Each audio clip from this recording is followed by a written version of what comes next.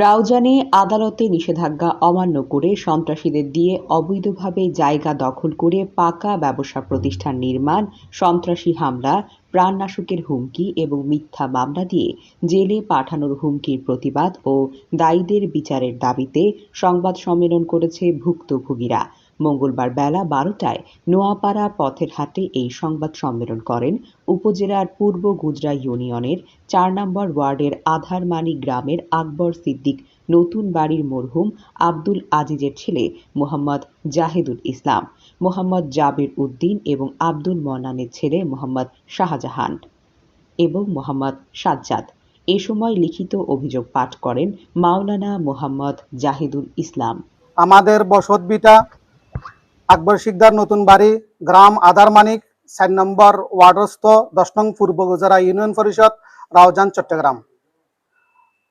আমাদের চাচাতো ভাই মোহাম্মদ মিজানের নেতৃত্বে ৮-১০ জন সন্ত্রাসীগণ বিগত আওয়ামী লীগের রাজনীতির সাথে জড়িত থেকে বিভিন্ন অপকর্ম, দখলদারিত্ব, চাঁদাবাজি, গুন্ডামি ও এলাকার দীর্ঘদিন ধরে ত্রাসের রাজত্ব সৃষ্টি করে আসছে।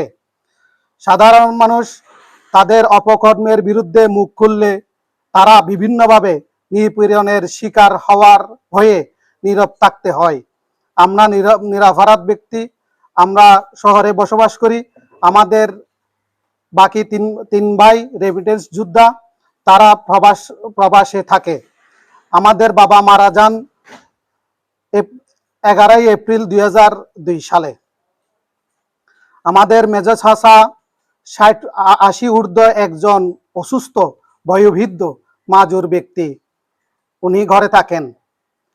চাচার ছেলে মোহাম্মদ শাহজাহান সাধারণ অটো রিক্সা, ট্যাক্সি চালিয়ে কোনো রকম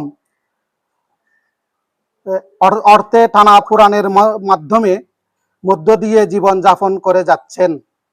কিন্তু আমাদের প্রতিপক্ষ মোহাম্মদ মিজান অর্থশালী, বিত্তশালী, ক্ষমতাশালী, দখলবাজ, সন্ত্রাসী ও দুষ্ট প্রকৃতির লোক।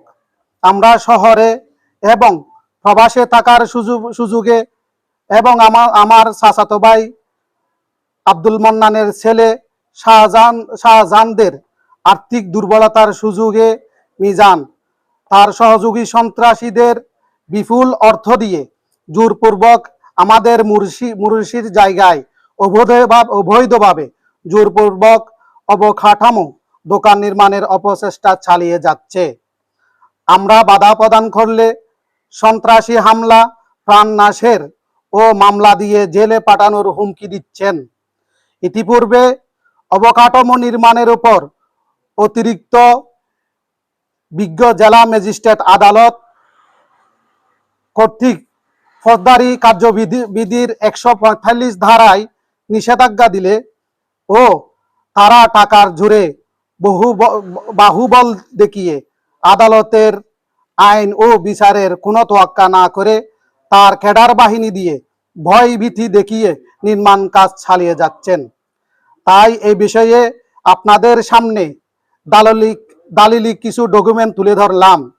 আমরা কিভাবে এই জায়গার মালিক হলাম। নিম্নে তহসিলভুক্ত ভূমির বিএস রেকর্ড এর মালিক আমাদের মরহুম দাদা শহীদুল হক, পিতা আমজাদ আলী সারাং, এবং আমাদের মরহুমা দাদি মঞ্জুরা খাতুন, স্বামী শহীদুল হক। বিএস খতিয়ান নম্বর ২০৩১, বিএস দাগ নাম্বার ৩১৩৪১, ৩১৩৩৭২, ৩১৫৬৯ সহ মোট ৩ দাগে ৯.৫১ শতক বাড়ি ও নাল জমি আমাদের দাদা দাদির নামে বিএস খতিয়ান শুদ্ধরূপে লিপিবদ্ধ ও প্রচারিত আছে।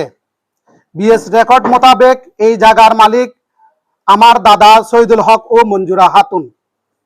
তাদের মৃত্যুতে তাহাদের ৩ পুত্র ও ৪ কন্যা ওয়ারিশ সূত্রে মালিক বা সত্যবান হন।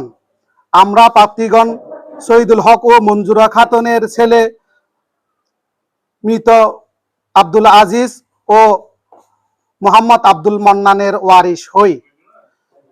তফসিলভুক্ত সম্পত্তিতে আমরা মৌখিক আফুস বন্টন মতে গৃহ নির্মাণ করত বৃক্ষাদি রোপণ ও ছেদনে স্থিত আসি।